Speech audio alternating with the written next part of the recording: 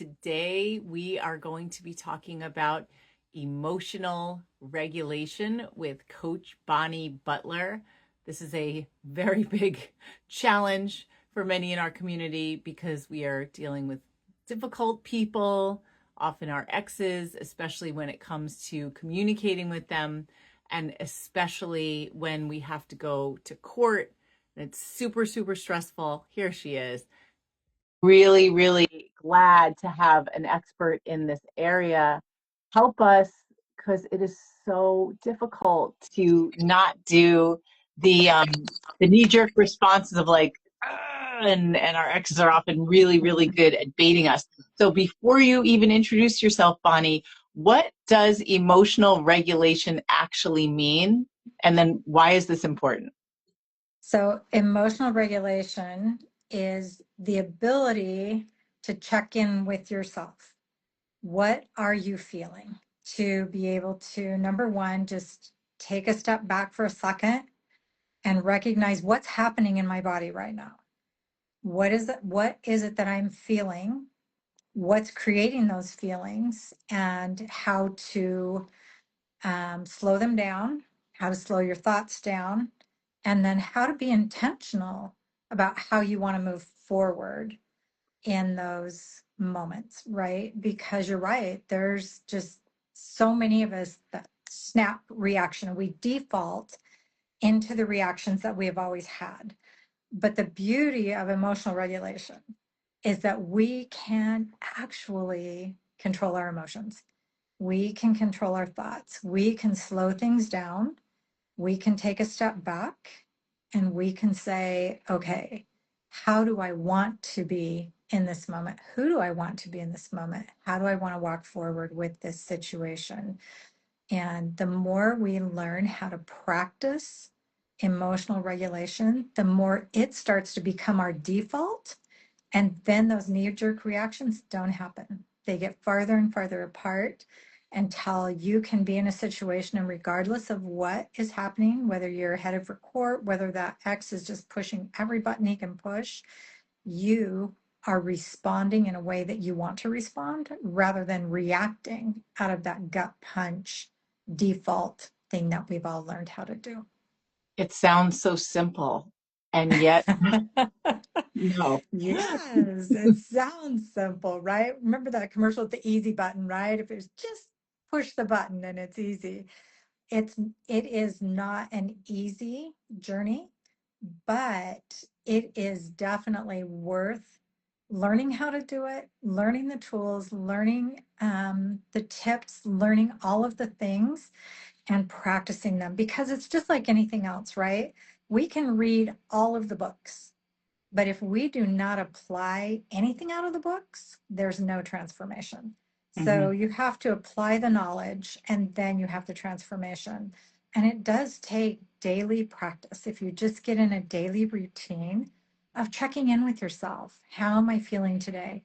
And learning to recognize what emotions look like and feel like in your body.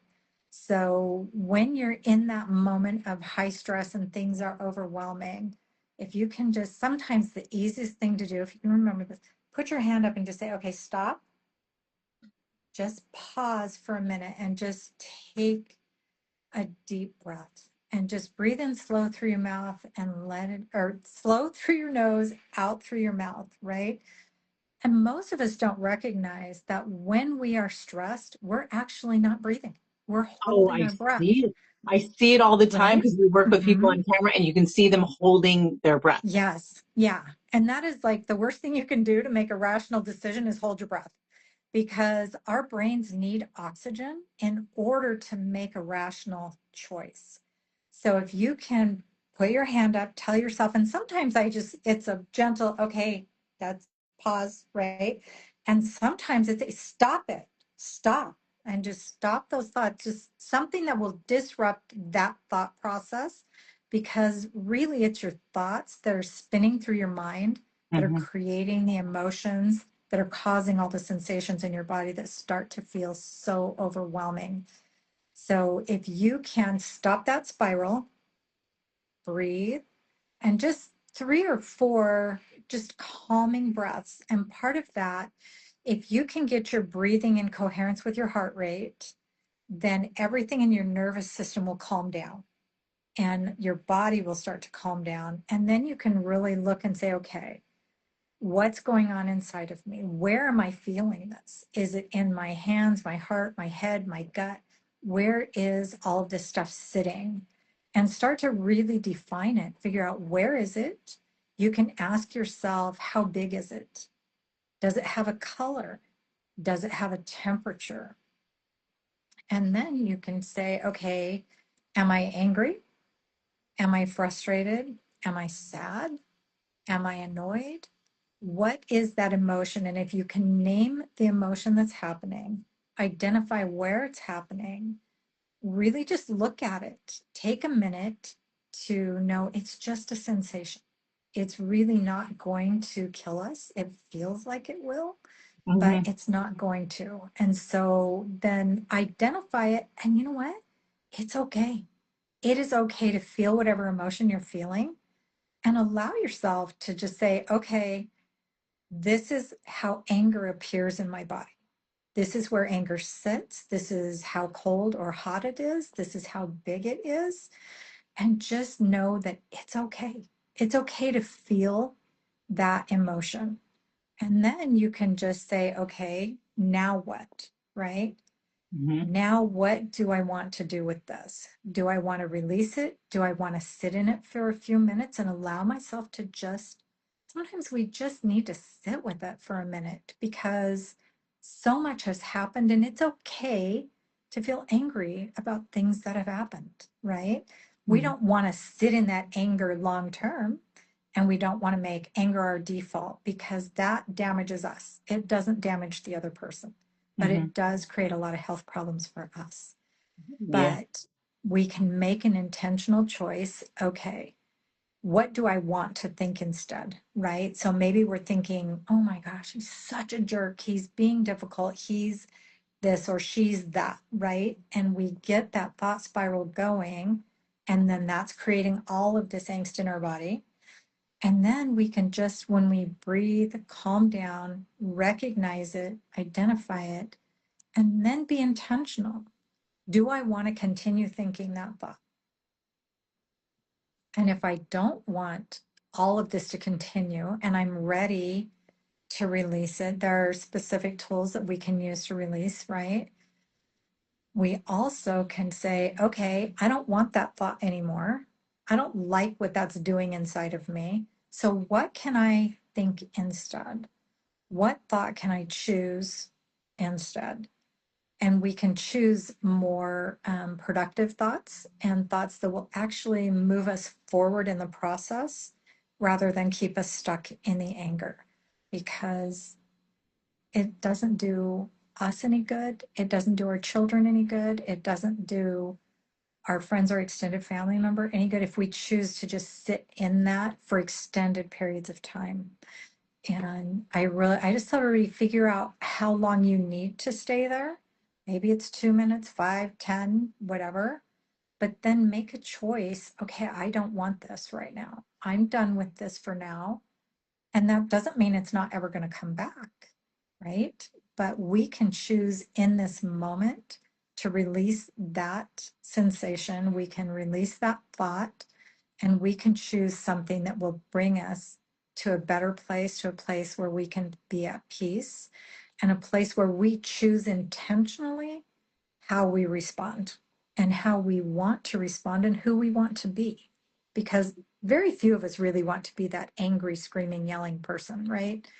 There are a few people that choose that, but most of us don't want to choose that. So being able to just pause and redirect our thoughts is a good way, a good starting point for learning how to regulate our emotions. And when you get to a point where you just practice that as part of your everyday being, right? When you start noticing the anxiety building, that's a good time to just stop before it gets too much. Just use that pause, breathe deep, really pay attention, and make an intentional choice.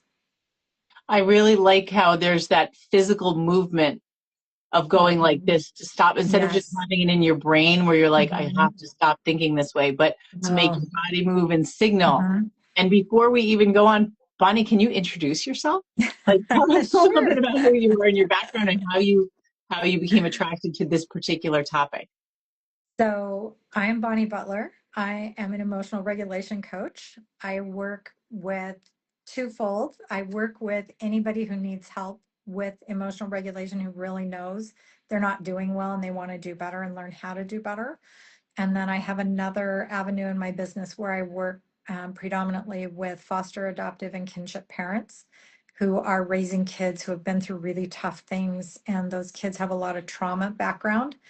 And so the parents have a tendency to get all tangled up in the kids' emotions. And then you cannot help someone else regulate from a dysregulated state. So I ended up in this field through lived experience. I have Mhm. 4 biological kids. I fostered 17 kids with my husband, and we adopted a sibling group of 6. And so learning, I was not very regulated in the chaos that was happening in my home. And by the time we adopted, our kids were teenagers. Our oldest had graduated high school. They were doing really well. The foster kids we'd been able to get them on stable ground. Of course, I can help 6 more kids, right? I had no clue what it meant to have 6 kids all come at once who had really, really suffered a lot of trauma in their life, and to have all of that come in. And we had been through all the training classes, Mhm. but the training classes versus real life, right? There's Mhm. a difference when it's actually happening in your home times 6. Plus, I had 2 14-year-old foster boys, plus my own 3 teenagers going on. And so by a year later, I had zero confidence in my ability to help these kids. I can't even figure out what they need, much less help them get there, right? And over time, the ups and downs of that and trying to find help and trying to get to a place where I was okay, because I hit a point where I wasn't okay and I wasn't doing well at all. And I was not able to be an effective parent for my kids because I had become so dysregulated in trying to manage. And that's all I was doing, is daily managing their behaviors, managing their emotions, trying to manage everybody else. And I Mhm. was not recognizing or managing myself. And so coming out of those situations and learning about myself and how to help myself get better. We had some really, really hard things happen. Mhm. And coming out of those hard things and trying to figure out, I can't continue down this road because I'm not doing myself any good. I'm certainly of no use to the kids in the situation I was in. So I started just really doing a lot of personal development and learning about myself and learning about all of these emotional things. And let's face it, when we are little, we learn personal hygiene, we learn to take a shower, we learn to change our clothes, we learn to dental hygiene and brushing our teeth, and all of those things are just a natural progression and part of growing up, right? Mhm. No one teaches us about our emotions. No one teaches us how to recognize our emotions, and certainly we're never taught that we can manage them. And so then we end up with all of us struggling because we're facing hard things, and everybody faces hard things in life. And some of us get through it okay, and some of us don't. And Mhm. so for me, it became a personal development journey. And I finally got to a point where I had my confidence back as far as being able to parent my kids. By that time, they're almost all adults. I'm like, okay, you all need to come home because now I can be a better parent to you. It's like, I'm ready. can I get a redo on that? Because I would be a great parent now with everything that I know, right? And through that, and just through being associated with other foster and adoptive parents, it just kind of became a natural progression as far as helping other parents get through things. But I started actually formal training to become a coach about 5 years ago now. And so I have 3 or 4 different certifications and different methods, and really started just doing this as a business because there's such a need, not just in the foster and adoptive community, but in your community where people are going through divorce. And I have two kids one is through the divorce a few years ago. He's remarried, he's happy. The other one is right in the middle of a really, really complicated, difficult divorce right now. And so it's helping anyone who needs that, right? And some of my clients are just people who come to me because they know they're not doing well emotionally. Mhm. And so they will come, and I have a 12-week program that we work through and teach them the tools and the tips and the things that they need in order to understand how to regulate their emotions, what's causing it, how to recognize it, how to pause it, and how to release it, and how to move on without getting that. And it's amazing to me. Sometimes if somebody said to me once, can you really, somebody can totally change in 12 weeks? And I said, yeah, I have the testimonials from clients to show you that you can actually learn this over a 12-week period. But number one, you have to be willing to acknowledge you need help. Mm. Number two, you have to be willing to do the work. You have to be willing to practice the tools. You have to be willing to implement what I'm teaching you. And So then that's when going the against transformation comes in. your going against your intuition a lot, and Yes. we do the Yeah. same thing. We have little props like a barf bag where we're like, I know you're going to hate this, but you have to try it. You have to Right. try it. Yeah. So And it's so funny because some of my clients, I'll meet with them and they'll look at me like, yeah, no, same, just no. same. Like I can't do that. I know, I Yeah. hear you. I know it's the right thing Mhm. to do, but I can't. That's why it's so hard. It sounds so Yes. simple. Yeah. It sounds so But simple, when you but actually do it, even if you just do one little piece of it, right? Just try one little piece of it and see how that goes. And like the next week's appointment, they'll say, well, we kind of got off the call and we're like, I don't think I'm going to do that. But as they went through the week, they would try a little bit and they would mhm. just try a little bit and a little bit more. And over time, they're getting to the point where they're not fighting it quite so much. And they're like, okay, well, I tried this thing and it did actually work. So maybe this one will work too. And so it's just that process. I have had clients who just don't do it. And then there isn't any transformation. And then they're still struggling. And then instead of being a 12-week program, and I don't say, okay, we've been 12 weeks, you're out of here, right? It's, do you want to keep working on this? And Mhm. so if they're willing to keep working, then we keep going. And some of them it takes longer. And some of my clients just at the end of 12 weeks will go, I'm not ready for this. I'm just not there yet. And Mm. so they'll take a break and then they'll come back later when they do. They've had time to just kind of digest everything that I taught them. And then they're more in a frame of mind where they can say, okay, I really do need help. And I'm now at a point where I'm willing to actually try this and practice this and learn to take it in and just make it a part of my daily life. And I mean, now, I was pretty chaotic in my mind for a long time. Just a Very feeling of relatable. being frantic, right? Of how am I going to help all of these kids and how am I going to keep them all safe and out of danger? Because they can't protect themselves. They didn't learn all those skills, right? Mhm. And now I can sit in total centered peace, regardless of how much chaos is going on around me. And, we'll have the whole family together at a family reunion. 2 years ago, we had all 10 of our kids for the first time in 10 and a half years. We had all 10 kids together, seven of the eight spouses, 24 of our 27 grandkids together. That can get noisy and chaotic, right? But I was fine. And I will admit there were a few times that it was like a little more noise than I wanted to handle. I just went to my room and took 10 minutes of quiet, come back out. But I can sit in the middle and just meet people where they are. And all of my kids are at different places emotionally, right? And on their path of life.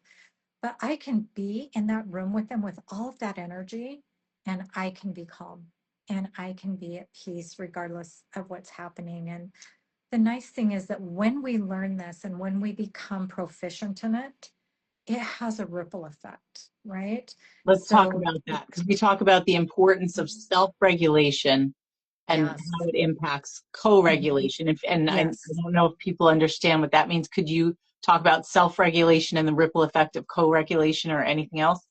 Yeah. So, as you become more proficient at self regulation, which is applying the tools and the tips that I teach, and you start to become so much calmer and you start to understand that you can totally stay regulated.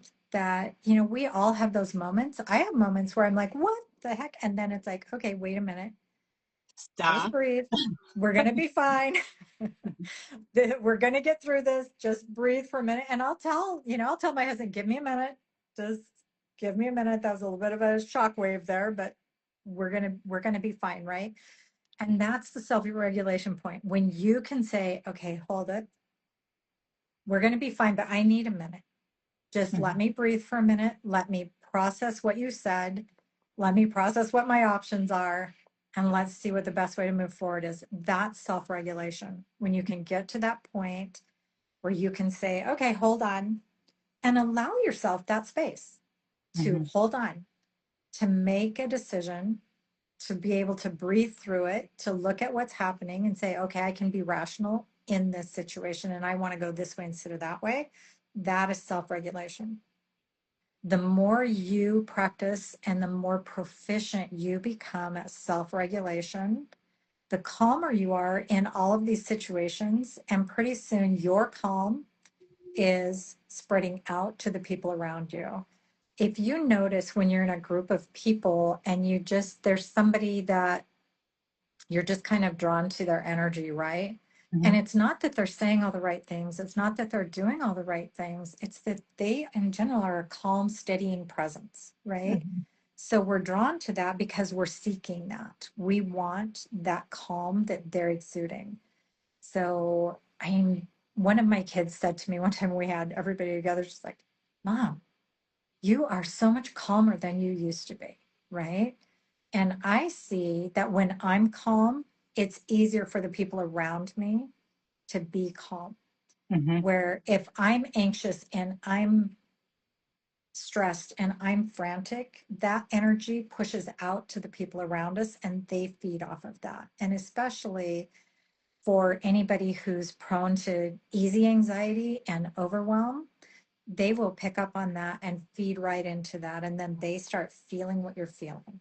I think Where about it's, kids going through oh, the parents mhm, having a high conflict separation or custody battle, and yes, they're yes. so stressed out and they think they're Mhm. shielding the kids and the kids are absorbing all that Yeah, anxiety. yes, all of it. And the kids become very anxious. Hmm. So when we can get the parents regulated and the parents can be calm, then they can be calm with the kids and the kids can feed off of that calm energy instead of off of the anxiety and the stress energy.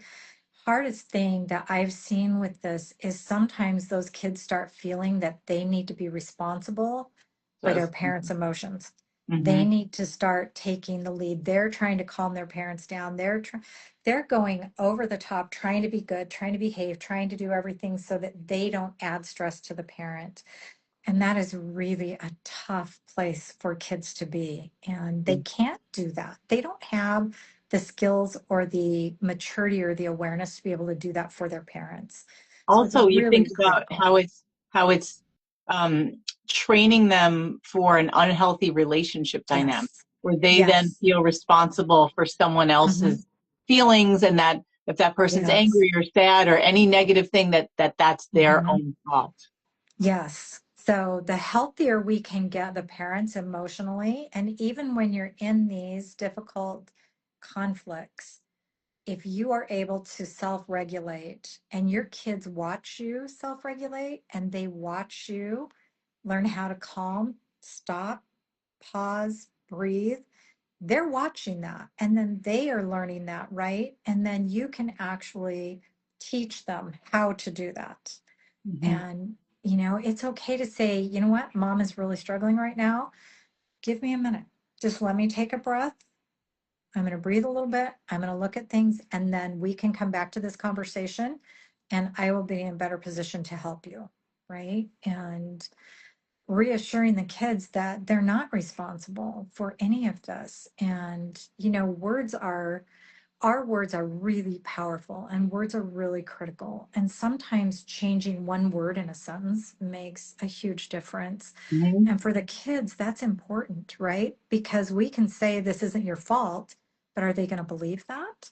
Yeah. And so being able to work with them and help them to understand regulation and help them to just learn some breathing techniques that can calm them because their nervous system gets as upset as ours does, right? And so just staying regulated, learning how to regulate, practicing regulation. And I don't know a single person who can stay regulated 100% of the time, every day, every week, every month. It doesn't happen. It's the ability to get ourselves back there, and how quickly can we get ourselves back there? Because in the beginning, it may take us 10, 15 minutes to even recognize that we're dysregulated and then choosing what we want to do about that, right? But the more you practice and the better you get at it, you're going to pick up really quickly. You'll notice those sensations very quick. And then you'll go, okay, give me a minute right from the outset instead of 10, 15 minutes down the anxiety path. So, Yeah, I'm but glad that you it's noted practice. that Mhm. it's impossible to be regulated all the Yeah. time. We're human. Yeah. I think in our community, including myself, is we feel like if we don't instantly calm ourselves down, then Hmm. we can't do it. Something's wrong. So people often Oh, think of yeah. healing as like, I should not even feel dysregulated at all. Oh, I should no, immediately know what to do no, in the moment. Otherwise, so no. you correct that. Yeah, and I don't really know. I mean, even with all my experience in the training and coaching and working with clients, I'm not even there where I can say, I shouldn't ever be that way, but I've learned to allow myself to be that way, right? And to say, you know what? I am carrying a lot right now, and it's okay if I feel dysregulated in this moment. It's okay. Mhm. And, what do I want to do about it? And sometimes I want to go sit in the massage chair for 20 minutes and just allow myself that time. Sometimes I want to go vegetate in front of the TV for an hour, right? And sometimes we don't have that time and we have to do something a little quicker, the stop immediately, right? Breathe, stop, breathe, and be intentional and say, I just need to get through this moment right now. Mhm. And then I can deal with this later when I have more time to actually process it. And so, yeah, I mean, I think you just need to tell yourself you're okay. And sometimes you just need to take a breath and say, I'm okay. I'm going to get through this. Things are not okay right now. When we are in the middle of a mess, right? In the messy middle of a divorce, in the messy middle of a chaotic situation with your kids, with caregivers, with school officials, with coworkers, whoever, when you are in the messy middle of that, it's okay to be in the messy middle. And it's Yeah, okay I to give love that yourself you're saying, permission yeah, to not be in the messy middle. to suppress the emotions. Yeah. It's almost like and I think there's a lot of self judging Mhm. and Oh censoring. my gosh. I shouldn't Yes. feel this way. What's wrong with me? It's been Yep. 10 years. Why am I still so angry? Why am I still so Mhm. sad? Why am I still grieving? Mhm. Yeah. And you're saying is it doesn't matter. It's that you have to allow yourself to feel it, Mhm. recognize it, see where it is in your body, see if there's a color temperature, like how big or small it is. And it's Yeah. almost heard the term to you got to name it to tame it. So once you Yes. name it, it creates almost Mhm. like this little distance. So it's not Yes. completely consuming you, but you're like, okay, Yeah. I am separate from that Mhm. feeling. Yeah.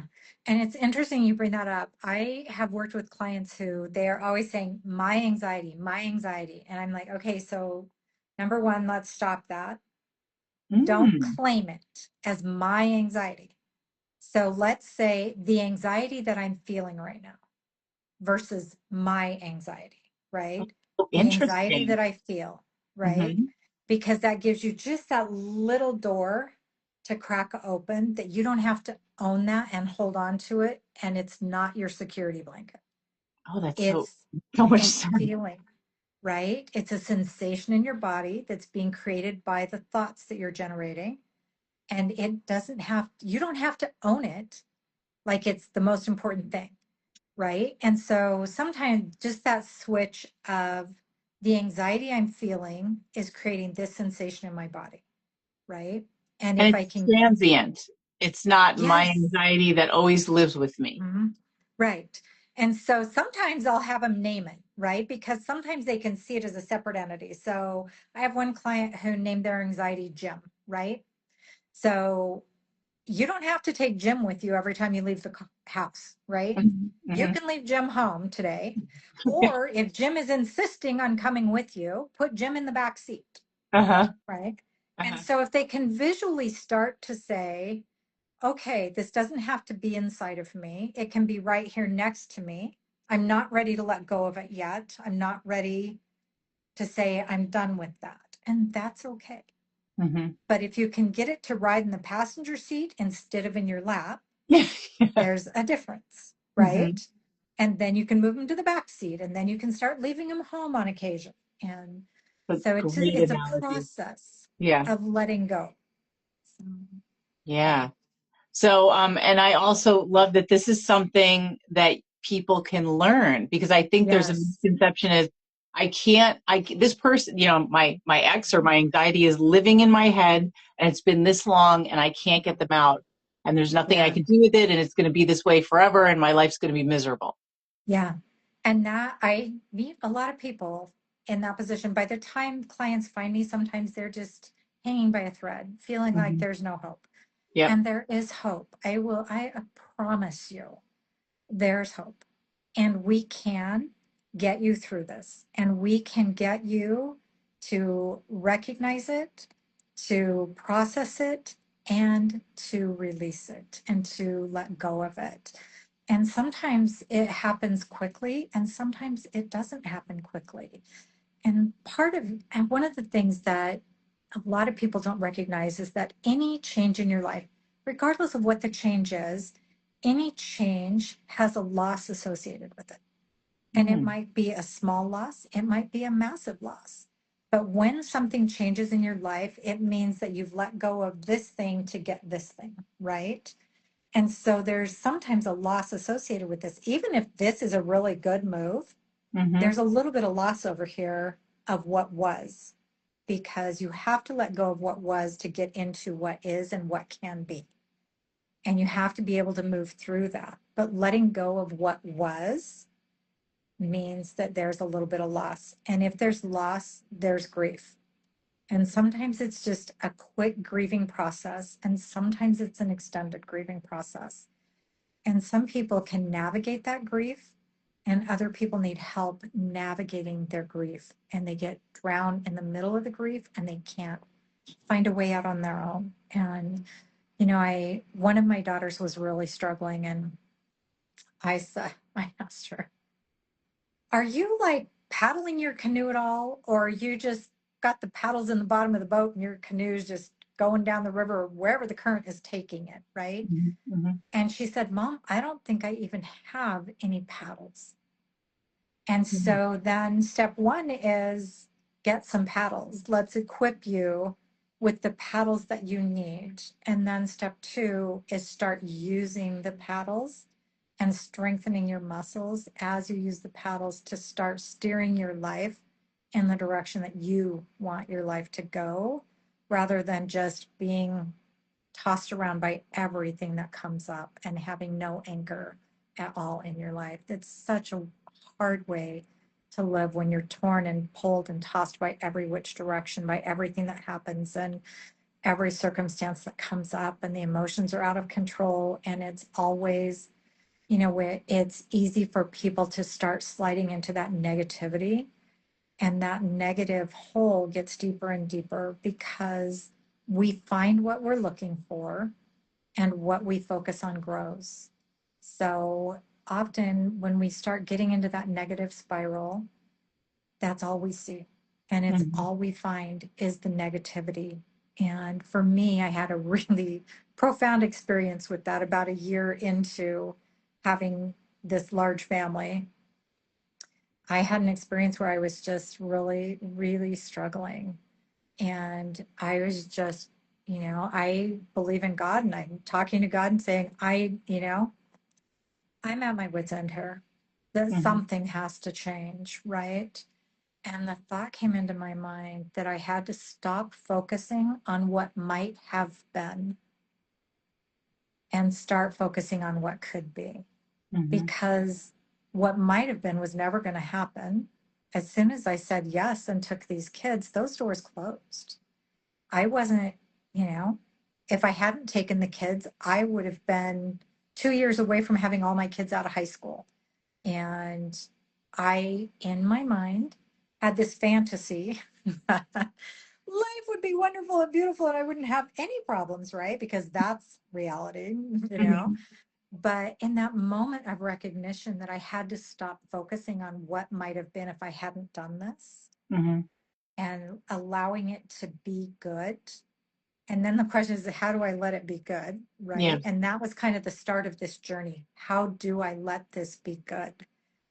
And I didn't recognize till right in that moment that I was caught in that negative spiral, that all of my thoughts were, if I just hadn't done this, my life would be beautiful. If I hadn't done this, if I hadn't done this, and I didn't know that that's where I was. And I was stuck in this just pit of everything would be so much easier if, right? This is so And similar to most of the people we work with, yeah, and you this get mindset. caught in that thought spiral.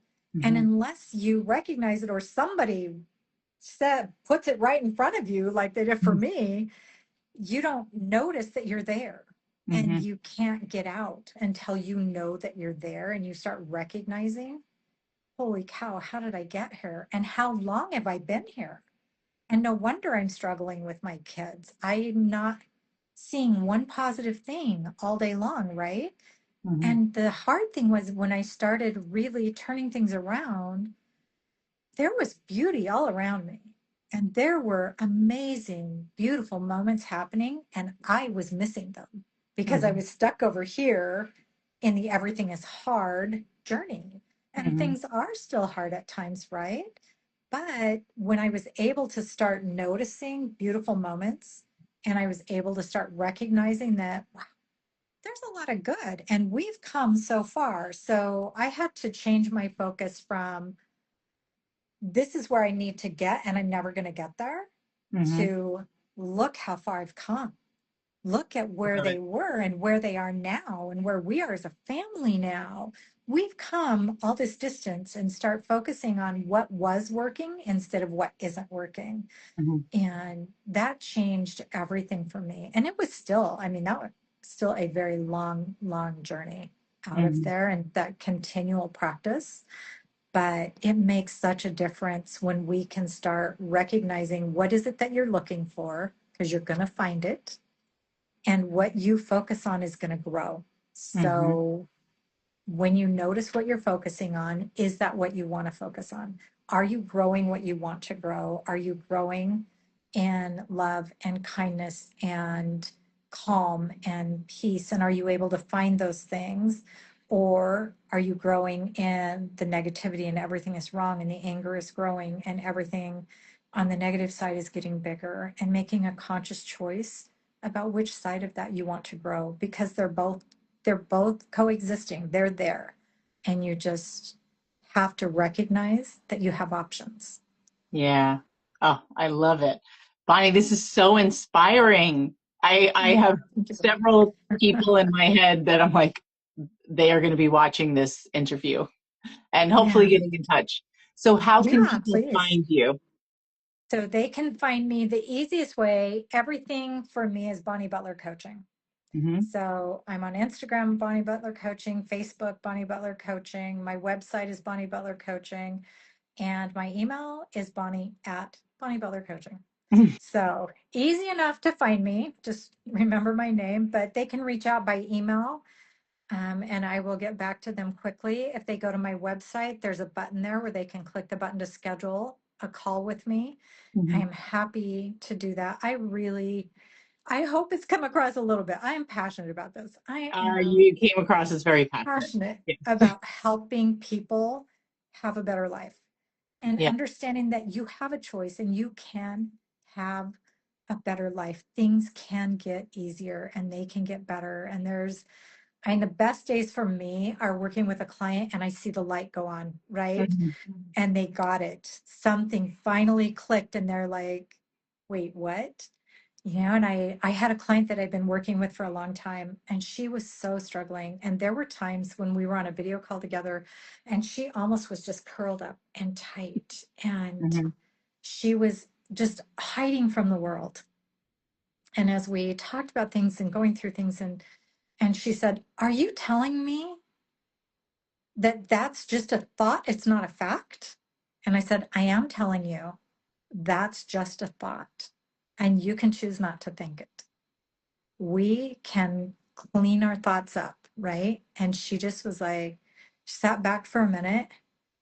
And then she was on vacation for a couple of weeks. And our next meeting, it was like a completely different person was showing up in the room because it had clicked for her. Our thoughts are not facts, and we can manage them. We Yeah. can choose a different way. And, I tell people sometimes, would you walk into a store and just go pick up a shirt off the rack? Don't look at the size, don't look at the price, don't look at the shape or the style, and just go buy it and go put it in your closet? Most of us would not do that, Mhm. right? Because we want to make sure it fits and we've Mhm. got something to wear it with and we have a use for it and whatever all The of those color's things are right. that, Yeah. right, But we do that with our thoughts. A thought comes into our mind and we cling on to it and it came, therefore I have to own it and keep it. I'm like, we spring clean our closets. We change our wardrobes in the spring and the fall. We can clean our thought closet out just like we clean our clothing closet out. Yeah. Yeah. Very inspiring. I mean, I think about mindset also with our clients. We have a Mhm. hashtag, we call it from puddle to ninja. And it's Yeah. like you meet people, they're in this terrible state and they Mhm. change and their ex and the situation often doesn't change. It's their own Right. Mhm. behavior Yeah. in learning how to navigate properly. And they start Mhm. breathing again and their entire Yes. face changes, Yes. their looks Yeah. change, their health gets better. And it's like, Mhm. this was you doing Mhm. something for yourself. The things around you started Yeah. changing when you started changing your behavior and your attitude. Yes. Yeah.